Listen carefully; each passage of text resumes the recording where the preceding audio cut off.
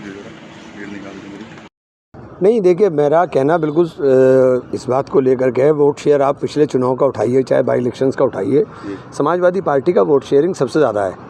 तो समाजवादी पार्टी विपक्ष के अंदर मुख्यतः लड़ती हुई नज़र आती है। तो ये समाजवादी पार्टी की जिम्मेदारी है कि सबको साथ लेकर के जो एक मजबूती आ सकती है, सबको साथ मिला करके अगर हम लोग चलें तो हम भारतीय जनता पार्टी को हराने में सक्षम होंगे। कांग्रेस के पास नहीं है इतना वजूद कि वो हरा पाए भाजपा को उत्तर प्रदेश में, जबकि प्रियंका गांधी को इस समय पूरा प्लांट किया जा रहा है। बड़े बड़े होर्डिंग्स लग रहे हैं प्रियंका गांधी के उत्तर प्रदेश में, और राहुल गांधी और सोनिया गांधी की फ़ोटो छोटी है उनके मुकाबले।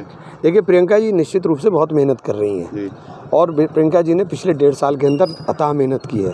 प्रियंका जी ने जितने प्रमुखता के साथ मुद्दे उठाए शायद किसी ने ना उठाए हों, लेकिन उन तमाम के बावजूद जनता का जो रिस्पांस है वो जनता का रिस्पांस वोट के अंदर दूसरी तरफ दिखाई देता है। इसलिए मेरा मानना ये है कि भारतीय जनता पार्टी को हराने के लिए समाजवादी पार्टी के साथ मिलकर के सब लोग लड़ें तो कामयाब। तो आप मानते हैं कि कांग्रेस के पास इतना वोट बैंक नहीं है उत्तर प्रदेश में?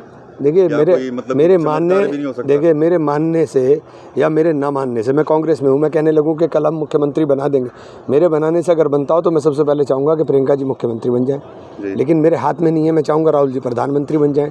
ये काम जनता का है और जनता ही करेगी इस काम को। तो क्या जनता के बीच में भी इस समय कांग्रेस की कोई वो नहीं है? जनता के बीच में कांग्रेस की वो नहीं होने की बात नहीं कर रहा हूँ मैं। अगर कहीं वोट का बंटवारा हो गया और उस बंटवारे का फ़ायदा भारतीय जनता पार्टी को हो जाए, उससे डर लगता है। तो आप जानते हैं कि समाजवादी पार्टी ही सक्षम है? देखिए समाजवादी पार्टी सबसे बड़ी पार्टी है, इसमें कोई दो राय तो नहीं है ना, कोई कहने की बात नहीं है। जो वोट शेयर है उसके पास सबसे ज़्यादा है।